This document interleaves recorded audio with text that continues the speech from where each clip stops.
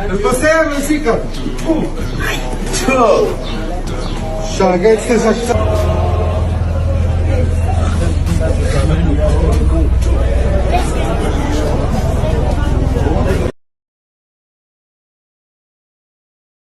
6 billion idol worshippers who makes God angry every second of their life. Indian, Chinese, Japanese, Tibet, Nepal, Thailand, so many. India alone is 500 million. China is 2 billion. So many, 2 billion Christians, which are idol worshippers.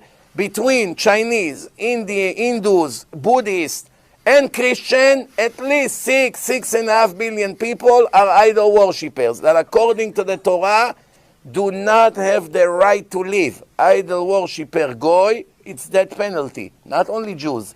Even a goy who bow down to an idol, who believe in JC, deserve death penalty. You have 6 billion idol worshippers who makes God angry. However, the quickest way to grasp the Talmudic view of Gentiles is not directly from the Talmud, but from the Jewish encyclopedias.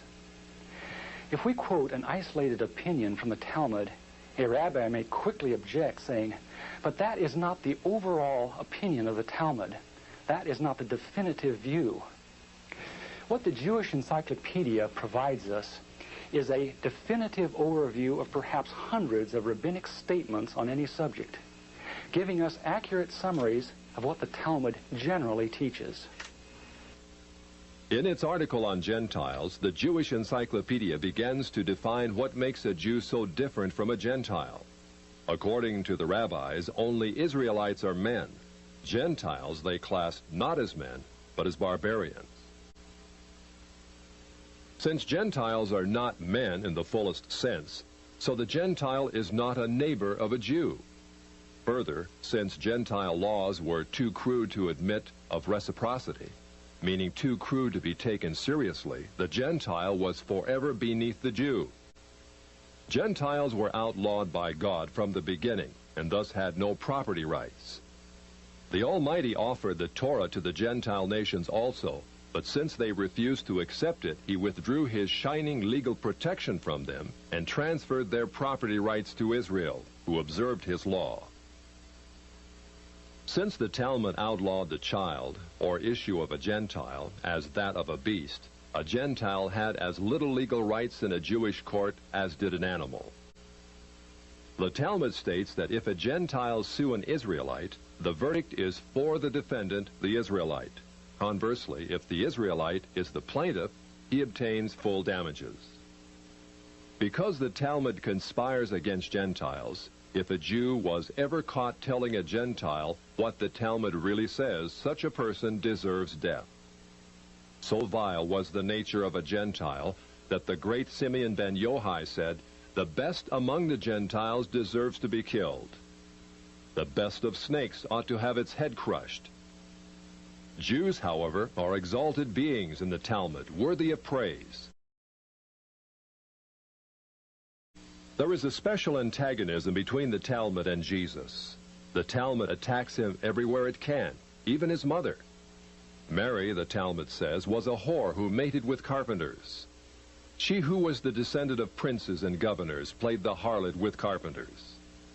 It naturally followed that the scribes declared Christ to be a bastard. In its article on Jesus, the Jewish Encyclopedia says that Jewish writings defame Christ. It is the tendency of all these sources to belittle the person of Jesus by ascribing to him illegitimate birth, magic, and a shameful death. Jesus, according to this article, was considered one of the 3 worst enemies of Judaism who came to an ignoble end. The Talmud says they subjected him to 4 deaths: stoning, burning, decapitation, and strangling. The Talmud also says he is now in hell, punished with boiling hot excrement. What is Christ's advice as he speaks to us out of hell? The Jewish Encyclopedia quotes Jesus as telling us above all to bless the Jews. He says, further their well-being, do nothing to their detriment. Whoever touches them touches even the apple of his eye. Christians, as followers of the false prophet Jesus, also deserve death. The Jewish Encyclopedia again recaps the Talmud's position. A Gentile observing the Sabbath deserves death.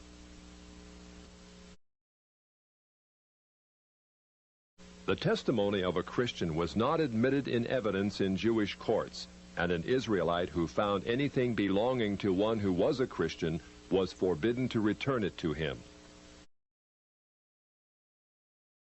أنا أود أن أذكر المسيحيين في كل أرجاء العالم بأنه لا معنى لاحتفالكم بالعيد إذا لم تلتفتوا إلى فلسطين التي هي أرض الميلاد والأرض التي منها انطلقت الرسالة المسيحية إلى مشارق الأرض ومغاربها.